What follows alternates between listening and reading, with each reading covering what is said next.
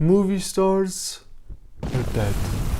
That's the bold statement that's been echoing online for a few years now, alongside another obituary, the death of cinemas. You would think those two funerals are intertwined, right? I mean, they were in a close symbiotic relationship throughout their history. If people aren't going to the cinemas like they used to, and the streaming platforms are changing the norm for how film is consumed and distributed, then surely the traditional mechanics which once supported and produced movie stars must be faltering as well. While this rhetoric isn't entirely wrong, I believe it is much more dramatic and simpler than the layered reality. Without a doubt, the streaming era has kicked off a unique period for movie stars. But it's not so much their end as much as it's a repurpose, with cinemas still being the most crucial ground in their mission.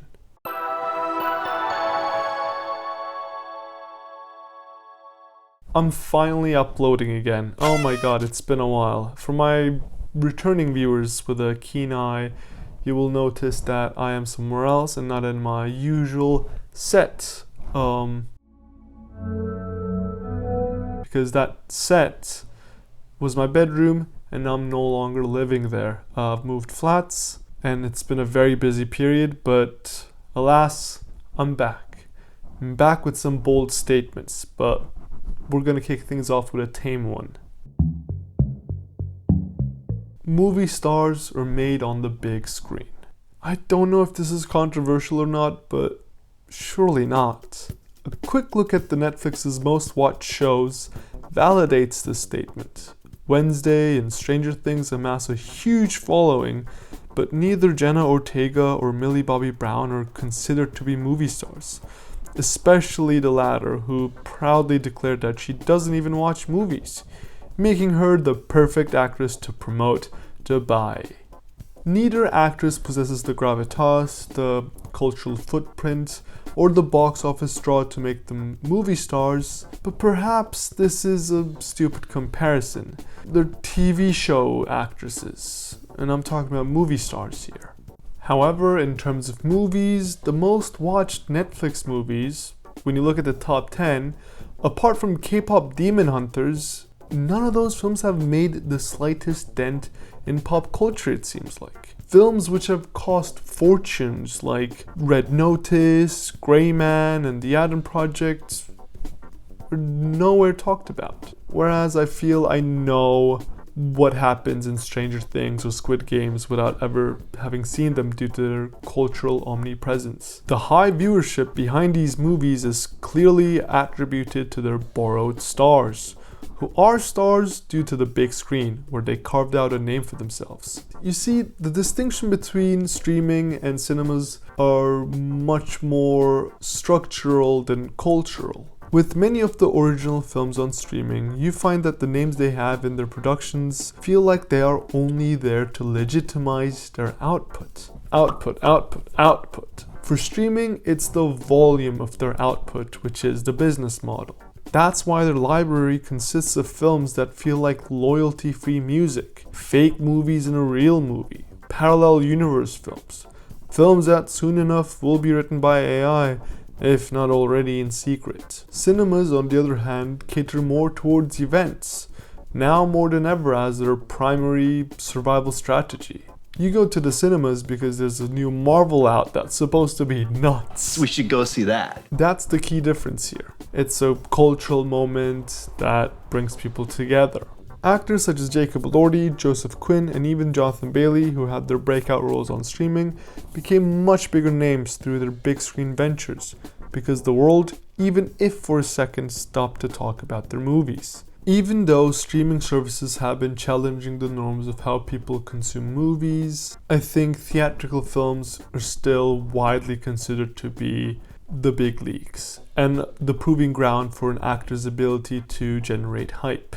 Because no one goes on Netflix because there's a new Matt Damon film out. You go on Netflix because you're already paying for it. There's always going to be new weekly content out.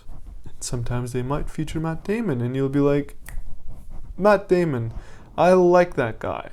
I've seen his films in the cinemas. He's a real actor.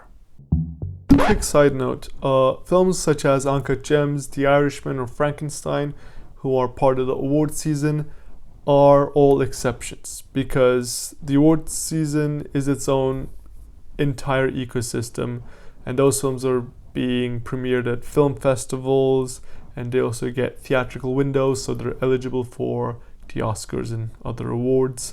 So that's its own entire entity. Without any official votes or an election, Tom Cruise has widely been accepted as the president of movies. It's maybe a bit of a self-appointing position, but no one's complaining. We're just glad that somebody with his stature, figurative of course, sought to give a fight for the cinematic experience and theatrical distribution. Whether it's his post-COVID campaign, urging people to go back to the movies, his fight to make sure Top Gun Maverick gets a wide theatrical window amid studio tensions to sell it to streamers,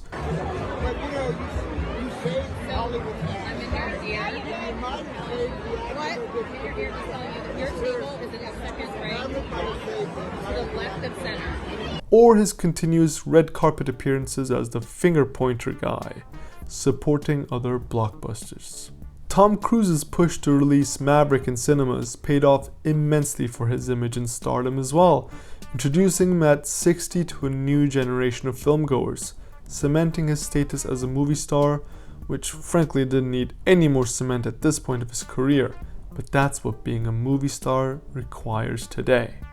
Relying on your fame and stardom doesn't cut it anymore in a time where fame is fragmented and achievable through thousands of different paths, while the media is more oversaturated than ever. Late night shows and other legacy media are not only in direct competition with people filming themselves in their bedrooms, but they also partake in that world. It's sink or swim. What's happening right now? What's happening? Everything is okay? Yeah, Chat just watching right now, All right, when we come back, we're gonna bring you the race. We'll be back in a second. So what are y'all going on, like commercial?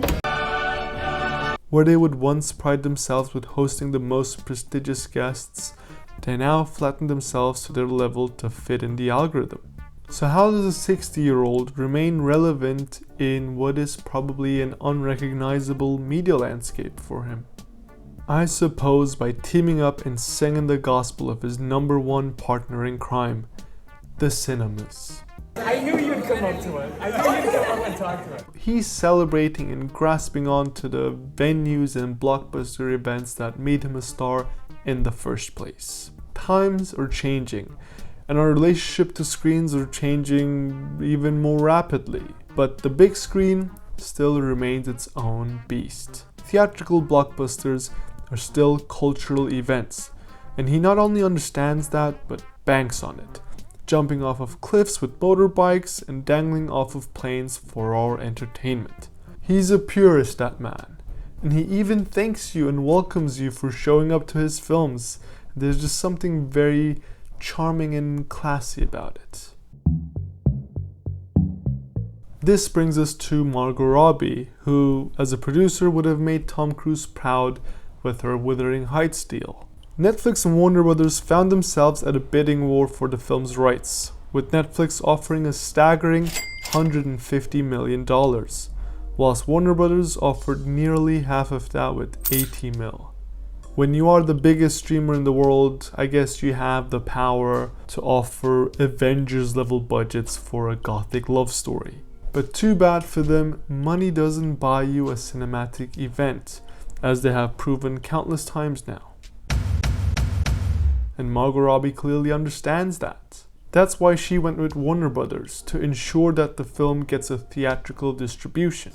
Coming off the back of the cultural phenomenon that was Barbie, she not only understands the importance of theatrical distribution, but film as an event. While you could attribute some of the film's success to the Barbenheimer meme, which originated online, they were very quick to capitalize on it. With Wuthering Heights, it seems as though she has strategized another project into an event. For one, it's another blockbuster directed by a woman, with women being the #1 target audience. This one's for the girls, I believe the phrase goes. 2, it released on Valentine's Day, which is an event in itself. So you could see it with your partner or with your friends. I'll screen it for the girls and they'll love it. And it was the most unhinged experience of my life. I mean, first of all, it was the funnest Wednesday night I've ever had in my life. Like, it ended up being like the craziest night ever. This Valentine's, nobody's left out. 3, just like Barbie, there is a communal dress code that went with it. And I've seen maybe many people dress up for it because I work at a cinema. 4, it's a discourse starter. Back when it was first announced that Emerald Fennell was going to direct it, people started talking about it, and then the casting happened and people started even talking more about it. It's a film you will go and love to hate or hate to love. It works either way. And 5, Charli XCX has released a joint album alongside the film. As a producer, Margot Robbie seems to be well aware that in the 2020s, a movie has to be bigger than just a movie. With Wuthering Heights as another success for Margot Robbie, if she keeps this going, maybe her job as a producer will get easier and easier due to her own star reputation. Or maybe she really just likes the producing side of things. Timothée Chalamet is the only movie star who's truly contemporary. Other popular contemporaries such as Jacob Elordi, Austin Butler, and Paul Mescal all feel like actors who wish they were operating in a bygone era of the film industry, with their restrained and romantic persona seemingly favoring mystique and gravitas, while Chalamet feels excited by the extravagant opportunities his fame and social media grant him, doing cinematic and unpredictable movie promotions in the vein of album rollouts, treating the press tours as almost a rock tour, doing merch pop-ups, independent media collabs outside the world of legacy media. He's essentially his own vehicle with the most wide-reaching distribution model, that is social media. Plus, with all his flashy PR stunts, he has not lost any mystique or prestige. If anything, he's gained more of both, being accepted as a pioneer of what a contemporary movie star looks like today.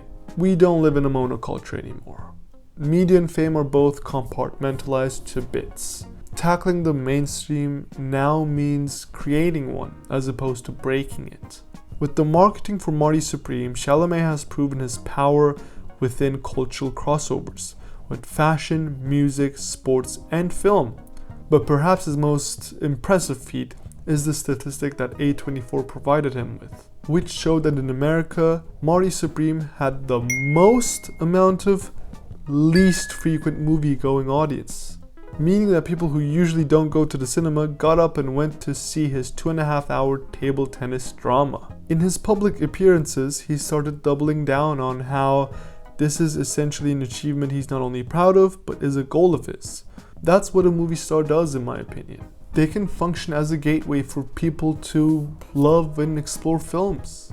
Additionally, being a face which is primarily exhibited on the big screen also creates this almost brand image, so to say, which feels much more communal and relevant. Streaming, on the other hand, is the exact opposite of this. It encourages personalized viewing. Netflix will drop you right into a new show or movie, and it's all based on what you've watched. Bridgerton. Mirroring or personalized algorithms. Every film or TV show is flattened to the same level. You could go from The Kissing Booth to The Godfather in just one click. I believe that now, more than ever, we as a society yearn for a mainstream, something that everyone can talk about. And the cinemas still can achieve that thanks to Tom Cruise, Margot Robbie, and Timothée Chalamet. Movie stars who in their own way have found how to command attention in a fragmented world. The way I see it, and it is a radical way of looking at things, in terms of actors, those 3 are the only movie stars working today, solely because they have adapted and strategized to our current day. We have the purist in Tom Cruise, who's kept his legacy status alive by escalating it with big films, bigger than the last one, with greater physical commitments, more jaw-dropping than the last, turning himself to not only the face of spectacle, but cinemas. Margot Robbie is the strategist, capitalizing on the public's yearning for a mainstream, a discourse, a cultural moment, understanding that a movie is not just a movie but a cultural ecosystem. Timothée Chalamet is the adapter, the contemporary. It's something that only someone his age can pull off. He's not only adapted to the unparalleled time we find ourselves in, but also thrives in it, redefining what a contemporary movie star looks like. So what about Dwayne Johnson, Emma Stone, Ryan Gosling, Zendaya, Robert Pattinson? I think all those names are very fair, but I see them as exactly that, as names. Don't get me wrong, they're all big, respected, recognizable, and prestigious names, but the way I view it, they're either actors from a bygone era or actors that operate under the conditions of a bygone era, a time where the system and the industry functioned in their favor. If we take a brief look at the history of movie stars, we can clearly see that stardom has always mirrored the shifts in culture and media. In the 50s, for an example, the stars such as Humphrey Bogart, Marilyn Monroe, and Katharine Hepburn represented escapism. They were who the audience wanted to be in a period characterized by post-war prosperity. The 60s and 70s, however, were defined by social unrest in the US, with the civil rights movements, the Vietnam War, and the rise of countercultures. Now, the audience were no longer interested in perfection, and instead wanted to see their disillusionment and frustration mirrored on screen, paving the way for actors like Marlon Brando, Jack Nicholson, and Jane Fonda, whose defined on-screen characters and ideas were reflected with their off-screen personas as well. Right now, parents are pulling their children out of the rubble. Then in the 80s, it was the start of a whole different media landscape, with the rise of TV channels, tabloids, and talk shows. Hi, thank you for letting us into your living rooms. Hi! The many new outlets for stars to take the stage and shine paved the way for individualism, favoring more personable and larger-than-life characters like Tom Cruise, Eddie Murphy, and stars which literally were larger than life, like Arnold Schwarzenegger and Sylvester Stallone. In the 90s, the cracks of the new media landscape started to show, as the intensity of dealing with fame and being omnipresent revealed the stars' vulnerabilities, and as a result, their humanity. This brought an acknowledgement and critique of fame on the forefront, with movie stars like Winona Ryder, Johnny Depp, Brad Pitt, and Leonardo DiCaprio openly portraying their discomfort with being a celebrity. In the 2000s, films were still sold on the back of movie stars, while the blockbuster model, popularized with the success of Jaws and Star Wars in the late 70s, continued with big swings. But it was about to become even more successful with the integration of IPs in the mix, which ended up being a big blow for movie stars. Because by the half point of the 2010s, the fictional roles and characters started overshadowing the actors portraying them. When you went to the movies, you went to go see the Stallone movie. You went to go see the Schwarzenegger movie. Now you go see X-Men. The IP became the star, whether that's DC, Star Wars, Jurassic World, and etc. Today, IPs still hold an immense power over the industry. But with that being said, there are signs that indicate franchise fatigue, with failed reboots and declining box office results. I personally believe that this decade is more characterized by personalized and oversaturated algorithms, something that streaming platforms clearly mirror, offering a vast volume of films and TV tailored for each and every audience member at a pace that doesn't make anyone stop to talk about it. The major movie studios clearly feel threatened by the speed in which everything moves, and they have bowed down to this model by shortening the theatrical windows of their own films. So if you don't want to see something in the cinema, you can probably just wait 2 weeks and watch it at home with infinite piss pauses. Just like everything and everyone, they want to strike while the iron is hot and move on to the next thing. The movie stars I have mentioned are movie stars in my opinion because they aim to stretch the moment, give the world something to come together about, emphasize the communal power of cinemas. We've seen that stardom is not a rigid concept, but something that's ever changing with the times. In a time where everything feels disposable, stardom to me is the power to make something feel like it needs to be seen. I don't think we live in a world anymore where someone's presence alone does the trick. This repurposes movie stars into architects, whether that's an architect of spectacle, event, or virality. The job of movie studios has perhaps become more difficult than ever with everything fighting for your attention, but it's probably made the jobs of movie stars that much more complicated and layered. Making movies, collecting awards and acclaim, whilst having the odd hot wing or two and answering quirky questions on the red carpet just doesn't make a movie star. And the majority of the actors are clearly not interested in adapting to the new challenges the industry brings. So no wonder people are saying movie stars are dead. If you're measuring it with old standards, they've been gone for a while. Once again, with that being said, I'm aware that the way I frame stardom in this video is somewhat radical, but I do think we live in a radical time as well. The 3 movie stars I have explored do things wildly different, but what connects them is their understanding that for a large population, cinema is no longer a routine anymore. So, it needs to be an event.